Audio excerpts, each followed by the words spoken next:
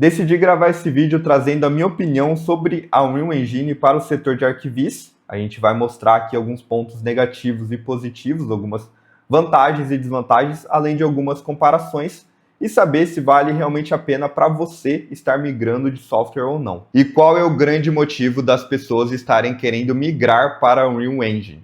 Basicamente, a gente enxerga um grande motivo. A gente estava recentemente em Curitiba, na D2, e principalmente no primeiro dia do evento foi dito muito a respeito sobre a Unreal Engine.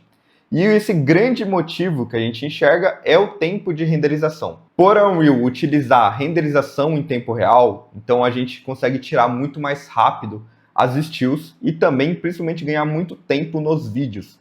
Então, ao invés de você ficar muito tempo renderizando aquele vídeo ou ter que pagar uma render farm, ali na Unreal Engine você tem isso quase instantaneamente.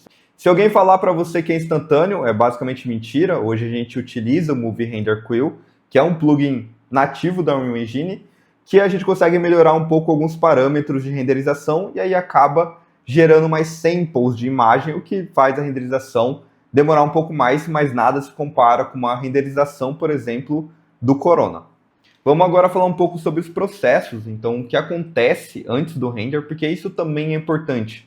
Não adianta nada você chegar lá no final e ter um tempo de renderização menor na Unreal Engine, sendo que os processos que você teve que fazer antes gastou mais tempo do que se você tivesse feito direto no 3ds Max. Então, hoje a gente recebe a modelagem, a maioria das vezes, pelo 3ds Max, e existem diversos plugins, tanto nativo da Unreal Engine quanto feito por terceiros, para levar essa modelagem para a Unreal Engine com todos os materiais ali bem parecidos com o do Corona. Porém, não é aquela coisa perfeita.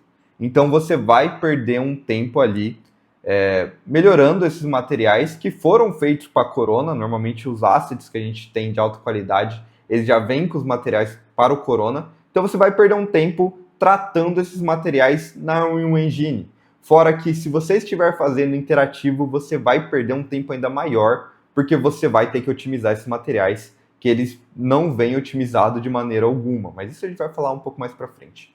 Então acaba que você ganha um tempo ali de renderização, só que você perde um tempo antes ali tratando esses materiais. E por mais que você use somente para render, e você, não me importo com otimização, vou pegar ali, usar o plugin e mandar direto para o Unreal, vai ter material que não vai ficar legal, você vai ter que tirar um tempo e retrabalhar ele.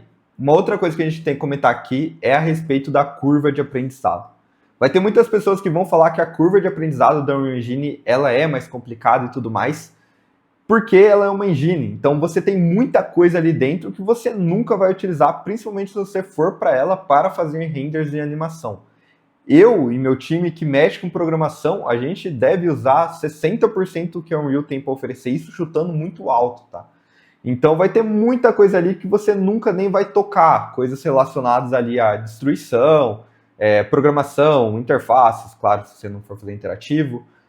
Que mais? Tem estrutura de áudio, tem sobre rig de personagens, sobre inteligência artificial dos NPCs e tudo mais. Isso tudo você nunca vai mexer na sua vida.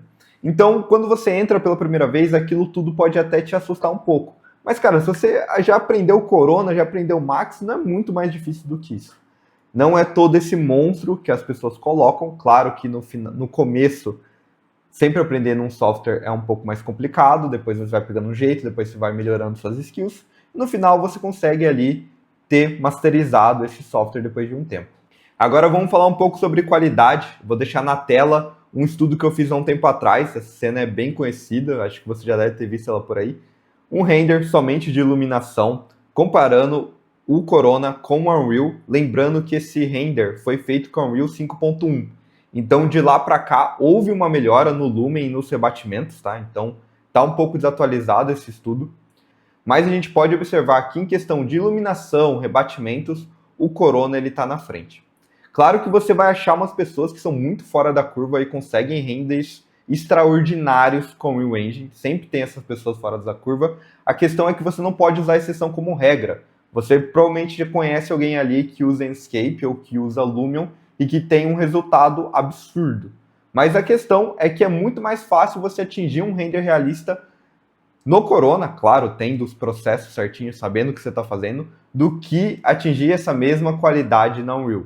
Então, em quesito de renderização, talvez por Corona ter mais tempo de mercado, a gente estar mais familiarizado ao ver renders de Corona em todos os lugares, provavelmente relacionados a lançamentos imobiliários, talvez nossos olhos já estejam muito treinados a identificar se aquilo foi feito em Corona ou não. Principalmente nós que trabalhamos no setor e a gente consegue enxergar as pequenas falhas.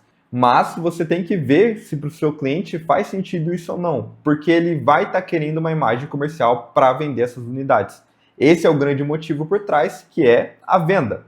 Então, para ele não vai ter aquele olhar técnico para identificar, ah, beleza, isso é Unreal, isso é Corona. Para ele, se aquele resultado faz sentido para ele, já vale a pena. Então é comum a gente observar alguns lançamentos imobiliários hoje em dia com renders feito no Corona, feito na Unreal, perdão, tanto para os vídeos quanto para as imagens. E a gente, como tem um olhar mais técnico, a gente consegue olhar e observar que tem algo estranho, olhar e bater e falar, cara, isso é Unreal, isso não é Corona.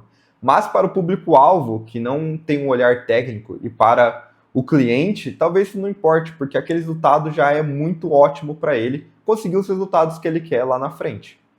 Então, no quesito qualidade, hoje eu prefiro os renders feitos no Corona. Talvez por aquele motivo que eu mencionei anteriormente, por a gente estar mais familiarizado com o render, a iluminação e tudo mais.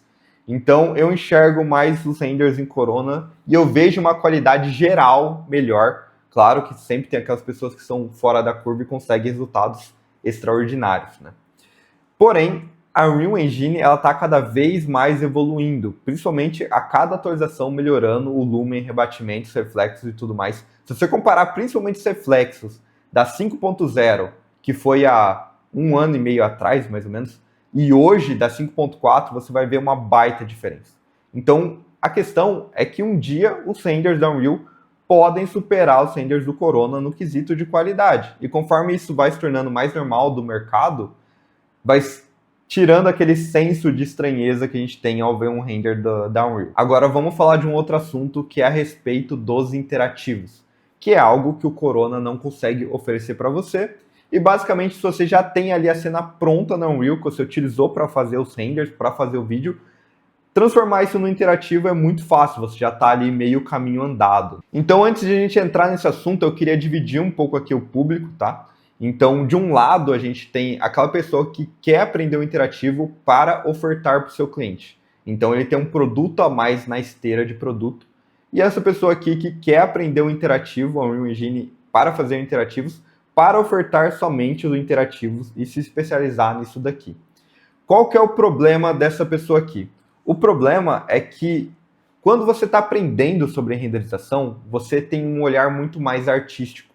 Você tem que aprender sobre fotografia, composição, estudar, tem essa parte técnica, só que também tem a parte artística.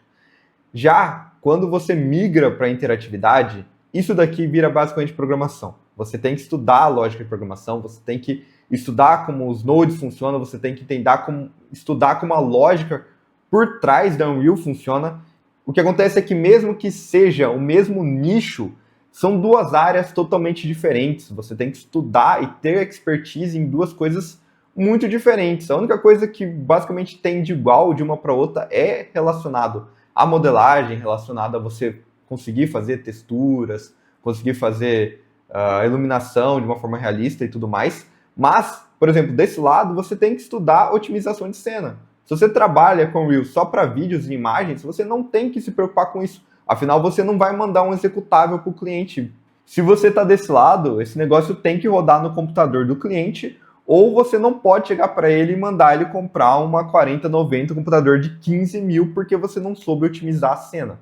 Então, o problema de você ficar nesse meio do caminho, querer continuar estudando sobre composição, fotografia, para cada vez ir melhorando seu render ainda mais, e ao mesmo tempo ficar querendo estudar sobre programação, lógica de programação, otimização de código, como deixar o código replicável e tudo mais, é que você muitas vezes vai acabar virando um pato. Você não vai ficar nem tão bom desse lado, nem tão bom desse lado. Claro que vai ter mercados que vai valer muito a pena você ser bom nesse meio termo, Mas, como um bom profissional, principalmente se você atende incorporadoras, você vai ter que escolher um lado. Você pode até fazer um curso de programação voltado para o mercado de arquivismo, utilizando a Unreal Engine, só que o problema é que provavelmente você vai copiar ali muita coisa que ele vai te apresentar, que o professor vai te apresentar. E aí, quando for a sua vez de criar algo do zero, alguma programação do zero, por exemplo, quero criar um elevador aqui numa casa, ou quero,